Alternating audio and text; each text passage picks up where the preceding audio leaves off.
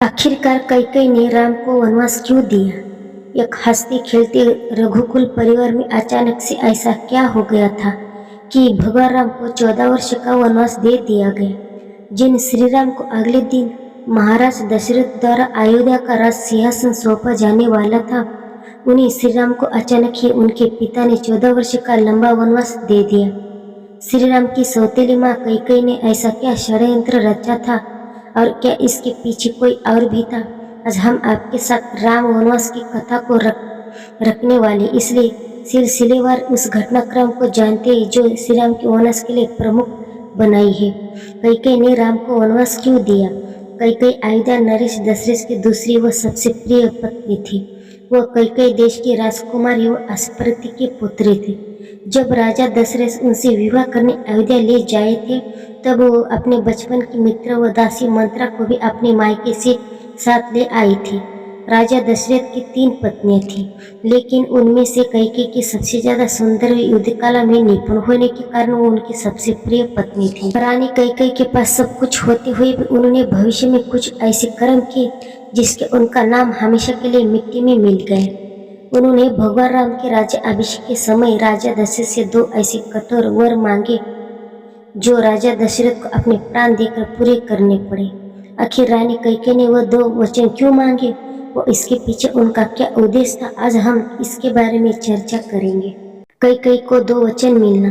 एक बार राजा दशरथ देवताओं की सहायता करने असुरों से युद्ध करने गए थे। तब उस युद्ध में रानी कैकेयी उनके रथ की सारथी बनी थी। जब राजा दशरथ युद्ध में चोटिल होकर मूर्छित हो गए, तब रानी कैकेयी ने अपनी सूझबूझ से रथ को एक सुरक्षित स्थल पर ले जाकर राजा दशरथ का उपचार किया। रानी कैकेयी के कृत्य से राजा दशरथ इतने ज्यादा प्रसन्न हुए थे कि उन्होंने कैकेयी से 2 मनचाहे वर मांगने को कहा। कैकेयी ने उन्हें समय आने पर मांगने को कहकर बात टाल दी। कैकेयी का अयोध्या पर प्रभाव की रानी कैकेयी राजा दशरथ की सबसे प्रिय पत्नी, इसलिए उनका प्रभाव बाकी दोनों रानियों से अधिक था। उसकी बात अयोध्या में राजा दशरथ के सिवा कोई नहीं टाल सकता था।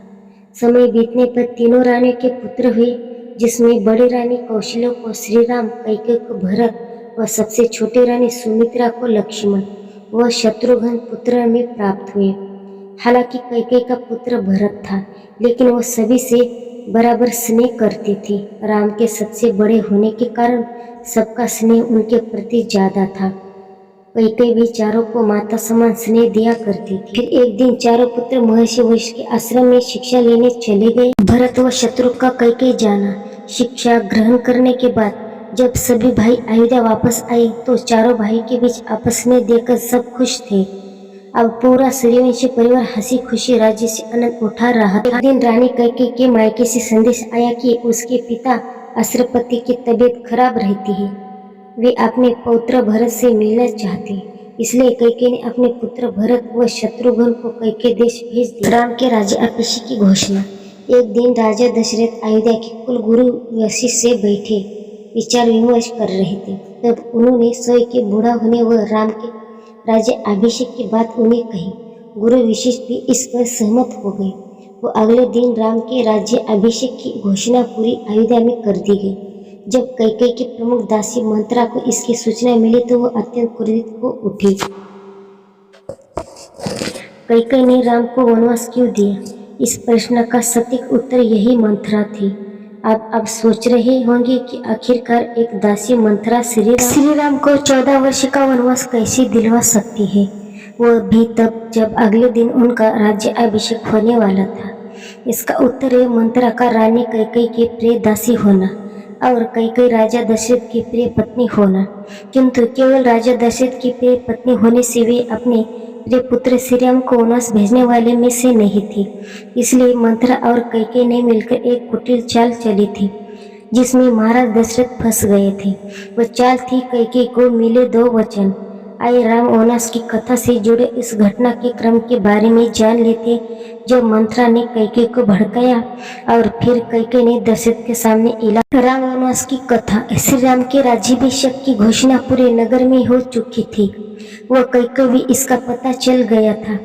चूंकि धर्म के अनुसार राजा का सबसे बड़ा पुत्र ही राज्य के सिंहासन पर बैठता है, तो रानी कैकेयी को भी इसमें कोई आश्चर्य नहीं हुआ।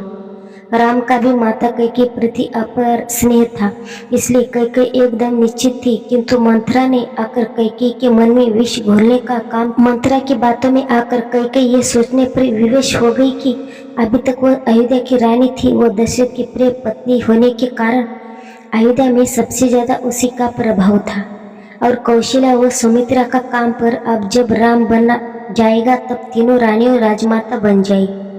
कौशल्या राजा की माता होने के कारण प्रमुख होगी व कैकेयी का प्रभाव कम हो जाएगा। कैकेयी बचपन से राजसी कुल की मुख्य धारा में पली बड़ी थी। जहाँ पहले वह कैकेयी देश की राजकुमारी थी तो अब अयोध्या की प्रमुख रानी, पर अब उसे राजा की सौतेली माँ बनाकर अपना प्रभाव का कम दिखाना बिल्कुल सहन नहीं हो रहा था। साथ में उसने अपने पुत्र भरत के राजा बन जाने पर स्वयं के मान सम्मान में बढ़ोतरी का लालच हुआ। भरत राम से छोटे थे, इसलिए कैकेयी ने उसके राजा बनने की बात कभी सोची भी नहीं थी।